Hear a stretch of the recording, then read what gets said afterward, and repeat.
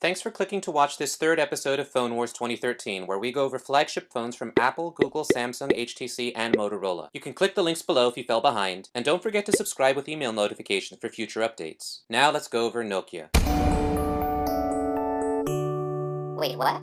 It's Nokia. That's what I thought with my California accent, but being the nerd that I am, I actually looked it up and it is pronounced Nokia. Oh, my life is a lie. Anyway, if things don't change, pronunciation might not matter for long. Nokia was the world's premier mobile phone vendor, but ever since the smartphone revolution began 5 years ago, Nokia and research in motion have been shrinking so fast that we could be witnessing an implosion of these former tech giants. As many of you know, most of the money and innovation in the mobile phone industry today is in the high-end smartphone business, and Nokia just wasn't ready for it. So a year and a half ago, it started to shift gears. It killed its dying Symbian operating system and went all in with the Windows Phone platform for flagship smartphones, starting with the Lumia 710 and 800. In the deal, Microsoft got Nokia's applications, content, and maps, while Nokia got Microsoft's operating system, search engine, marketing, and distribution. But the bleeding just didn't stop. In June of 2011, Apple passed Nokia to become the world's biggest smartphone maker. And in the second quarter of 2012, the Windows Phone platform still trailed Android, iOS, and even the deprecated Symbian OS. It's so bad that by the end of 2013, Nokia's layoffs will total 36% of the company. But as Apple proved, it ain't over till it's over. Part of the reason for poor sales might be that early adopters are holding back to see Windows Phone 8. Unfortunately, Windows Phone 8 doesn't support Windows Phone 7 devices, but it will be backwards compatible with existing apps. According to the CEO, Nokia's strategy is not to compete with other device manufacturers like Apple and Samsung, but to compete as an alternative platform to Google's Android. As a side note, for me this is an odd statement. Google's Android is free because it wants the user data to build better software services and make money from advertising. On the other hand,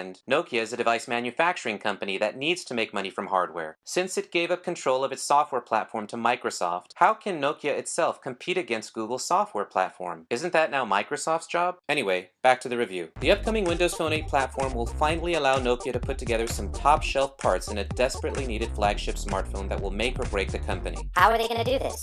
So in comes the Nokia Lumia 920. The LED flash in most smartphones is ugly. How do you get good low-light pictures? Riding on the excitement of the Nokia 808 Pureview 41-megapixel sensor, the largest and highest resolution sensor in a phone, the Lumia 920 uses a backside illuminated 8.7-megapixel Pureview sensor. At the keynote, Nokia wanted to show off its low-light performance. If you don't want to use the flash, you need to use a longer shutter speed. The problem is that shutter speeds longer than 1/30th of a second result in blurry pictures. Nokia claims that with the new optical image stabilization techniques in the 920, camera shutter speeds of 1/4 of a second can be used without a flash. Whoa. Thanks to the fake demo video Nokia used, and later apologized for, this sounds good, but I would wait to see it in person. The front camera is pretty good at 720p video or 1-megapixel pictures. The second biggest feature is on the software side, Nokia Maps and City Lens. These features came from Nokia's acquisition of Navtech, a former Silicon Valley startup mapping company that has been using crowdsourcing user-generated feedback to keep mapping data accurate and up to date, something Apple is trying to do now in iOS 6. Rebranded as Nokia Maps, it's arguably the most comprehensive mapping service covering over 180 countries with voice-guided navigation in 74 countries spoken in 46 different languages. So for people who have a hard time finding good mapping data, I think Nokia Maps is hands down the best global platform. Third, the wireless features are really unique.